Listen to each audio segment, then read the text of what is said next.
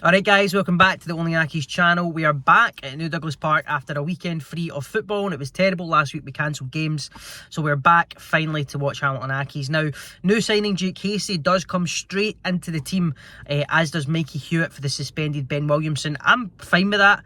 I'm not mad about that at all. I think Henderson's numbers are very, very good. However, in the last few weeks, he's really dropped off. And there's been a bit of hype around Jake Casey. Ranking's been bigging him up in the papers about how well he's settled in, and you know, people that maybe have seen him play previously, obviously when he was coming through at Motherwell, he had a real big potential. So I don't think it's a bad thing that he's starting. I don't mind that at all. I'm actually excited to see him, to see what he's like, to see if he is as good as he was coming through at Motherwell, or if he's had a wee drop off. It'll be good to see how he kicks on here. There's been a lot of talk about us wanting to sign him permanently wanting to sign him permanently in the summer once his deal runs out. So it'll be very interesting to see how he does till the end of the season. But he starts today, as does Mikey Hewitt. Owens keeps his place in the team, very happy with that.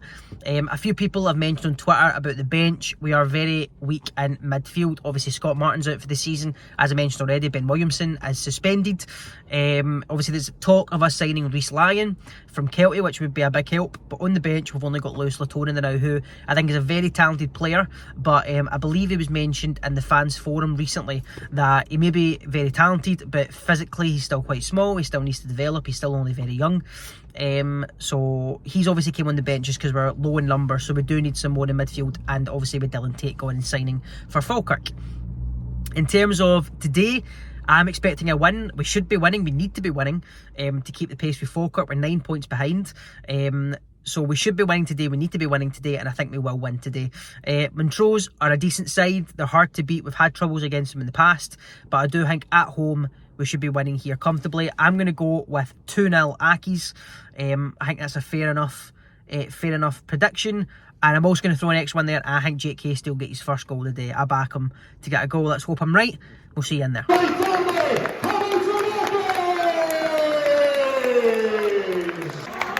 10 minutes gone, first big chance for Accies there. Fergus Owens is brilliantly coming through the middle of the park. Sends O'Hara through, and his little chip is cleared in the 6-yard box. But it looked in from where we were sitting, but not quite. Biggest chance of the game so far. Accies definitely started the better side.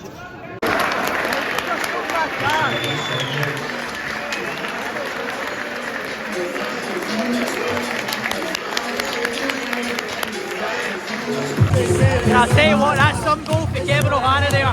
Lewis Smith does well down the left, flicks it in, and Kevin O'Hara with a bicycle kick almost into that bottom corner. Brilliant goal. There you go. Great goal for Kevin O'Hara, puts us 1-0 up. Great start. 30 minutes gone, and Montrose have certainly got to get the foot in the ball a wee bit more. Starting to string some passes together. Accies are getting forced into just long balls up, trying to clear it. We need to get the tempo back up. We need to start picking up the second balls, get back on top. Because the last 5-10 minutes it's Montrose that have been controlling the pace of the game. Half time, and it is Accies 1, Montrose 0. And I think, to be fair, since the last update it's pretty much been unchanged. Montrose have been on top, they've been controlling the tempo, they've been controlling the possession, I would say. And we're getting forced into long balls up and trying to get on the end of them. And we need to pick the tempo up, we need to get our foot back in the ball. We need to control the pace of the game, and we need to start winning the second ball. That's been our downfall so far. So, listen, it's a very good finish for Kevin O'Hara, but see, other than that, we've not done anything. They've struggled to break us down. They've not had any clear-cut chances. There's lots of balls into the box that we seem to be dealing with, and balls over the top that Fergus Owens is doing very well cleaning up. But as I said, see, other than that, no real clear-cut chances for either side. One new signing, Jake Casey. I don't know if he's maybe just not fully fit, but he's not been in the game at all. Maybe we're not playing to his strengths. You know, whenever he's receiving ball, it's back to goal. I think maybe ball needs to be over the top, needs to be running onto them, use his pace against these players. I think in the second half, when they start to tire, we'll see more of them, but it's not been a great show in the first 45 minutes. But as I said, it's only his first 45 minutes, so we'll see what happens. But main takeaway is we need to get our foot in the ball more, we need to create more clear-cut chances, and we cannot let them dictate the pace of the game. So let's see what comes in the second half. It's the first big chance in the half there for Accies. It's a ball through for Kevin O'Hara. Jake Casey's running onto it, he just can't get there before the keeper. Second half started quite slow. That's the first chance, maybe 10 minutes into the second half. And I think at this stage, to be honest, I'm looking at the subs I would be making, and it is the two wingers, it would be Smithy and Hasty off, and probably Kirk and Henderson coming on. That's who I'd be looking at right now. Fergus Owens, by the way, has been brilliant at centre back again. Don't know why we loaned him out in the first place, but he's been excellent he's been excellent in the back four, tidying up any balls over the top. Any mistakes that have been made, he's the one cleaning them up. He's been brilliant. That is the biggest chance of the game, by the way. It falls to Montrose at the back post, and he just swings his boot at it, puts it well wide, but he really should be scoring there. Accies are making 2 changes. Henderson on for Hewitt, and it's Legal Day is coming on as well. Mickey Hewitt off, Henderson on. Kildare. Who is that? Replaced by number 7, Ewan Henderson. And Jake Hasty it is that's coming off. Second Legal Day. Number 12. I wonder, we must be going to 3 at the back, I'm assuming. And he is replaced by number 4, Legal Day. 3 at the back.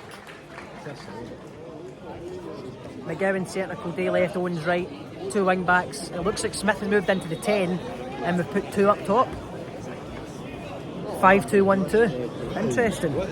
See, I'm struggling with this formation because we're controlling the tempo better. We're definitely getting more of the ball. But our 2 strikers, O'Hara and Henderson, are both dropping deep to try and collect. I mean, just at that chance there, it was Regan Tumley that was the furthest up from right wing back. He was in the box. So it's a strange one because when we get the ball, they're both dropping deep and then we're leaving them up top. So that needs to change because we're getting in good positions and they just can't create anything. It's been coming, you fucking balloon! They go in the 90th minute and Montrose do get the equaliser. It's a free kick, ball into the box. They win the first header and they get to the second ball. I've been saying there they were going to catch us in the counter at some point. This came from a free kick instead. Not been able to create any clear-cut chances in the second half. You can hear what the fans think. We've not played well today. We've not played well. Score from Montrose do go ahead and rescue a point.